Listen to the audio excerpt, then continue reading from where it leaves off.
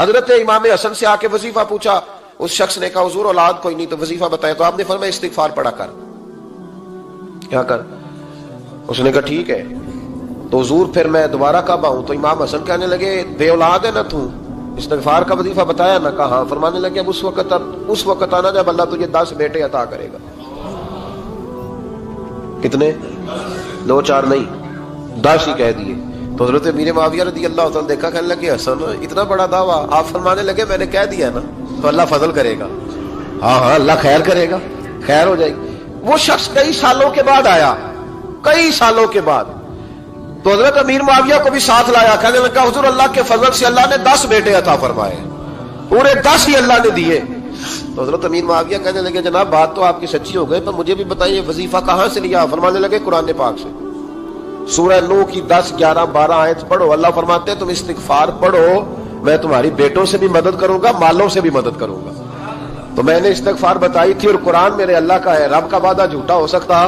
فرمایا 10 بیٹے ملنے تھے، میں نے کہہ جو دیا تھا۔ اور میرے بھائیوں یاد رکھیں، استغفار اللہ کی رحمت نازل کر، ایک ہوتا ہے خوف، ایک ہوتی ہے خشیت۔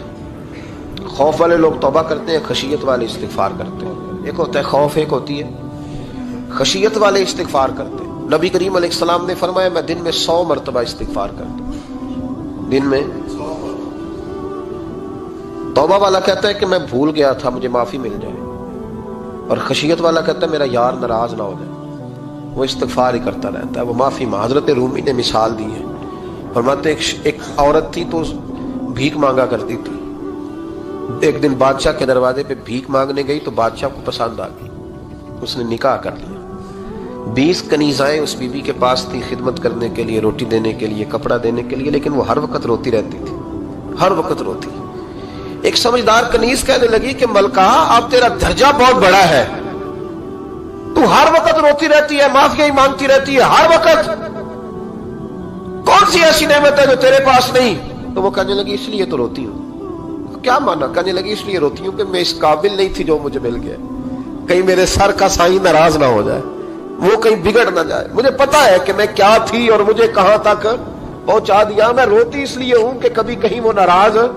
حضرت عمر اس لیے روتے تھے کہ کہیں مصطفیٰ ناراض نہ ہو جائے، حضرت ابو بکر اس لیے تڑپتے تھے کہ کہیں اللہ کا فضل روٹھ نہ جائے۔ یہ جو مولا علی اپنے کمرے میں بیٹھ کے زور زور سے استغفار پڑھتے تو اس لیے نہیں کہ بڑے پاپ تھے جن کی معاذ اللہ معافی مانگتے تھے، اس لیے کہ رب رسول کہیں ناراض نہ ہو۔ خشیت تھی کہ جہاں ہم پہنچے ہوئے کہیں وہاں سے واپس۔ استغفار بندے کی اللہ سے صلح کرا دیتا ہے، بندے کی رب سے صلح ہو جاتی ہے جب استغفار۔ دیکھیں نا بڑی سادی سی بات ہے کہ 2 بھائی ناراض ہوں تو بڑا کہتا ہے اس نے میری بے ادبی بڑی کی، تو چھوٹا اگر پاس آ جائے اور پیر پکڑ لے کہ چل یار معاف کر دے، تیرا بھائی نہیں۔ پتہ کیا ہوتا ہے؟ صرف معافی نہیں ملتی، ہاں ہاں صرف معافی نہیں، چھوٹے نے بے ادبی کر دی، بڑے کو تکلیف ہوئی، بات جب آگے بڑھی نا تو بڑے نے شکوہ کیا، جب لوگوں نے چھوٹے کو سمجھایا تو چھوٹا جب معافی مانگتا، ادھر دیکھو میری طرف، جب چھوٹا معافی مانگتا ہے نا اٹھ کے جاتا ہے اور بڑے کے پیر پکڑتا تو میرا معاف نہیں کرتا، بڑا رو بھی پڑتا ہے، بڑا رو بھی پڑتا ہے، اور وہ کہتا ہے کہ وہ میں اور تم اماں کے پاس اکٹھے بیٹھتے، ایک باپ کی موٹر سائیکل پہ اکٹھے بیٹھتے، تو تیرا اور میرا رشتہ اتیار تو نے یہ کیوں؟ وہ جو آنسو نکلتے ہیں نا وہ درد ہوتا ہے، وہ کیف ہوتا ہے، وہ سوز ہوتا ہے، وہ لذت ہوتی ہے، وہ پیار ہوتا ہے۔ رب کہتا ہے تو معافی مانگ، انہو کان غفارا، تو معافی مانگ، میں تجھے معاف بھی کروں گا، تیرے اوپر رحمت بھی فرماؤں گا، تیرے اوپر کرم نوازی بھی کروں گا، تجھے نواز دوں گا، تجھے عطا کروں گا۔ حضرت موسیٰ کلیم اللہ علیہ السلام کا زمانہ مبارکہ تھا، قحط پڑ گیا، بارش نہیں ہوتی۔ ہم لوگ نا اب تو خیر ہمارے پاکستان میں تو ٹیبل ٹاک ہوتی ہے، ٹاک شو ہوتے ہیں، ہمارے ہاں تو پتہ کیا جاتا ہے کہ بارش ہو کیوں نہیں رہی، پھر اس پہ یہ ہوتا ہے کہ دھواں بڑا چڑھ گیا ہے، حالات بڑے خراب ہیں، فلاں ایسے ہو گیا قحط کا۔ ہم تو اسباب تلاش کرتے رہتے ہیں نا جی، پھوک بہت زیادہ ہے، فلاں چیز ایسے ہے، فلاں چیز ایسے، ہم تو یہ تلاش کرتے رہتے ہیں۔ وہ لوگ یوں نہیں کرتے تھے، وہ سیدھے جا کے مسلوں پہ بیٹھتے تھے، اس لیے کہ وہ کہتے تھے جب رب چاہتا ہے تو پھر کوئی چیز کسی چیز کو روک سکتی، وہ سیدھے مسلے پہ بیٹھتے۔ اعلیٰ حضرت فاضل بریلوی رحمۃ اللہ علیہ کے پاس ایک مولانا محمد حسین آئے، وہ فلکیات کے بڑے ماہر تھے، تو اعلیٰ حضرت نے فرمایا ذرا ستاروں کا حساب لگا کے دکھاؤ بارش کب ہوگی؟ کہنے لگا پورا مہینہ تو نہیں ہوگی۔ تو اعلیٰ حضرت رحمۃ اللہ علیہ فرمانے لگے کہو کہ میرا علم کہتا ہے مہینہ نہیں ہوگی، اللہ چاہے تو ابھی ہو سکتی ہے۔ کہنے لگا جی وہ تو ٹھیک ہے پر میرا علم، وہ جیسے روز لوگوں نے پیر نیٹو شہنشاہ صاحب نہیں کھولے ہوتے کہ بارش کب آئے گی، اور اس کی طرف نہ دیکھ، مصلے پہ بیٹھ، مہربانی کر مصلے پہ بیٹھ، اللہ کی بارگاہ میں حاضر ہو، اس سے معافی مانگ، اسے منا تاکہ وہ رحمت کی بارش۔ کہنے لگا جی میرا علم کہتا ہے، تو اعلیٰ حضرت فرمانے لگے پھر وہی بات، تو کہے اللہ چاہے تو بارش ابھی، لیکن یہ جو اڑ گئے ہیں نا بیچارے، یہ اڑ ہی گئے ہیں، یہ جہاں الجھ گئے ہیں وہاں یہ لوگ الجھ گئے، اللہ ہمیں الجھنے سے محفوظ فرمائے۔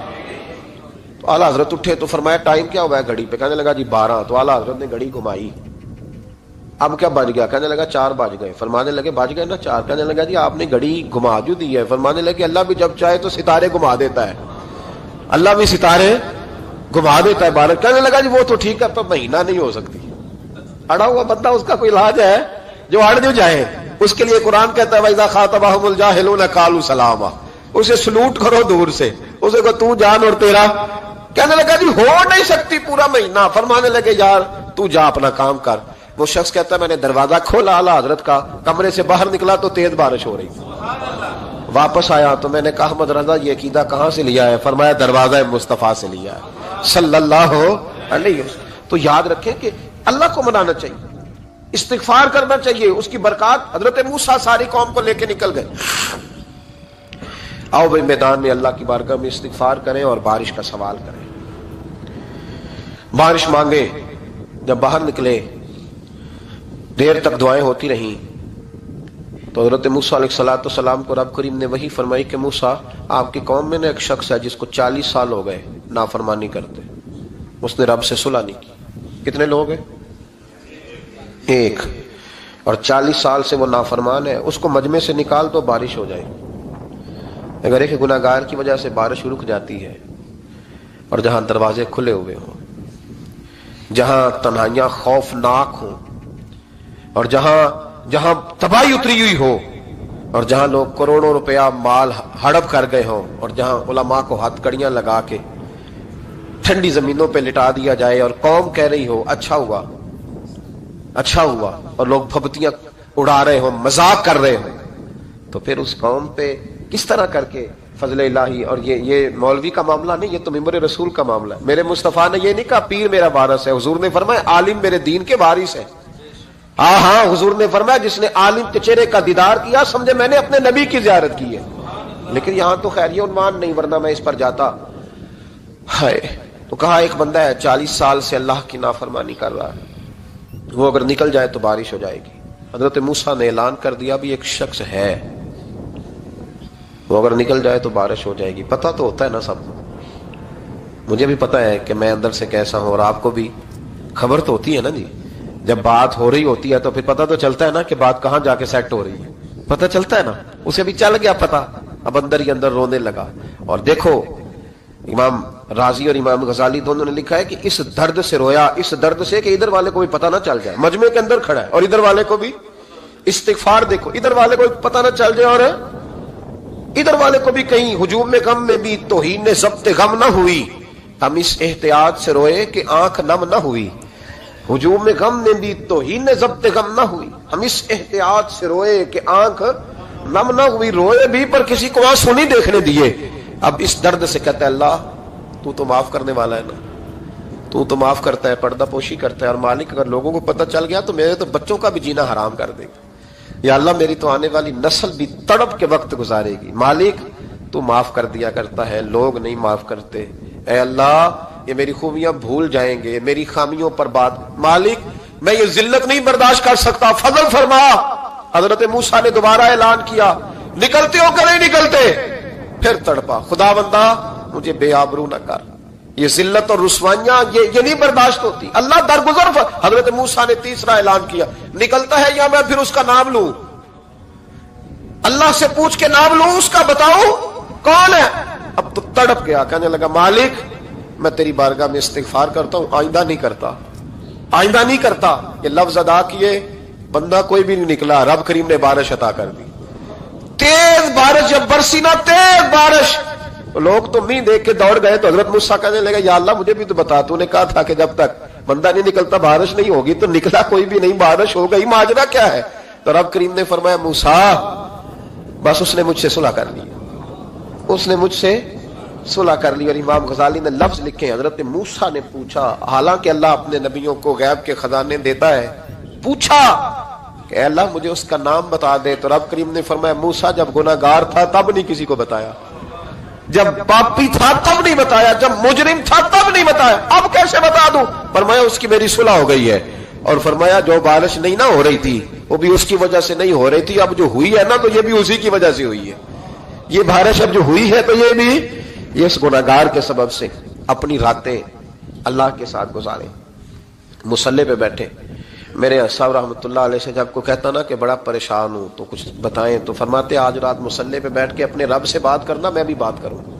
بندوں کو دکھ بتانے سے عزت میں کمی آتی ہے, اور اگر اللہ کو بندہ اپنے دکھ بتائے تو اللہ عزتیں بڑھا دیتا ہے.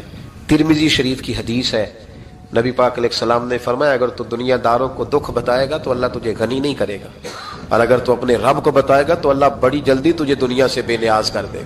تجھے لوگوں کی ضرورت نہیں رہے گی. استغفار کریں, کثرت سے کریں, ذوق سے کریں, مصلی آباد رکھیں. ہر شے دیکھو نا, جس طرح کھانے کی میز آباد رہتی ہے, بستر آباد رہتا ہے, ہمارے دیگر معاملات, اگر مصلی نہ آباد رہے تو روح بے چین رہتی ہے, طبیعت بے قرار رہتی ہے. انسان میں نے دیکھا ہے بڑے بڑے سمجھدار لوگ پاگلوں جیسی زندگی گزار رہے ہیں, بولتے جا رہے ہیں, بولتے جا رہے ہیں, بولتے جا رہے ہیں, ایسے کسی کو کوئی خبر کہ 6 فون اٹھائے ہوئے ہیں, ایسے جیسے ڈسٹرب ہو گئے مینٹلی طور پر. وجہ کیا ہے کہ ان سے جان نہیں چھڑاتے. کبھی سارے موبائل بند کر کے نا, سارے بچے ہر چیز سائڈ پہ کر کے مصلی پہ بھی آنا چاہیے. اور مالک تو بڑا ہی کریم ہے, اللہ تو بڑے کنز المال کی حدیث سنا کے بعد سمیٹتا ہوں.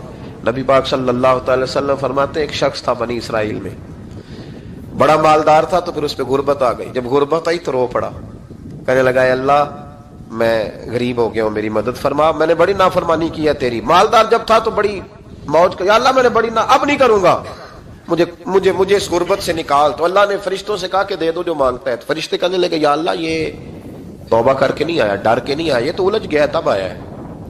یہ تجھ سے ڈر کے ہوتا ہے نا ایسے کہ لوگ اللہ سے نہیں ڈرتے جتنا غربتوں سے معاذ اللہ ڈرتے. یا اللہ یہ تو وہ الجھ گیا تب آیا. تو اللہ نے فرمایا پتہ مجھے بھی ہے, لیکن آ تو گیا ہے نا, چلو دے دو. تو کہا یا اللہ اگر دے دیا تو دوبارہ نہیں آئے گا. فرمایا اس کا بھی مجھے پتا ہے, تم دے دو. اسے دے دیا. جب دولت مل گئی نا تو کہنے لگا اوہو وہ تو میں نے اس طریقہ سے استعمال کیا اس لیے کامیاب ہو گیا. پھر کچھ وقت گزرا تو پھر الجھ گیا, پھر قرضے چڑھ گئے, پھر سارے علاج کر, کہنے لگا یا اللہ اب نہیں کرتا, اب معاف کر دے. 70 دفعہ توبہ کی اور 70 دفعہ توڑی. حبیب کریم فرماتے ایک دن بستر پہ تھا, آسانی تھی, 70 دفعہ فرشتوں نے کہا یا اللہ یہ جھوٹا ہے, جھوٹ بولتا ہے, یہ تو غربت ہے, یہ تو تیری بارگاہ میں آیا ورنہ کبھی نہ آتا, بیمار ہوا ہے تو آیا, اس کا تو بچہ بیمار ہوا ہے تو آیا, ورنہ کبھی نہ آتا. 70 دفعہ توبہ توڑی. ایک دن رات کو بستر پہ لیٹا تھا, دولتیں بھی تھی, آسانیاں بھی تھی, دل میں خیال آیا میں کتنا جھوٹا ہوں, جب الجھ جاتا ہوں تو اس کے دروازے پہ جاتا ہوں اور وہ کتنا کریم ہے, مجھے خالی نہیں لوٹاتا. تڑپ اٹھا, آنسو نکل گئے, اٹھ کے مصلی پہ کھڑا ہوا تو رب کریم نے فرشتوں سے فرمایا کھول کے دیکھو دروازے, آج یہ غربت کی وجہ سے نہیں آیا, آج میرا بن کے آیا ہے. تو یا اللہ پہلے تو دولت دیتا تھا, آج کیا دے گا؟ تو محبوب فرماتے اللہ فرماتے اب میں اسے بغیر حساب کتاب جنت عطا کروں گا. استغفار کریں, اس کے حضور حاضری دیں.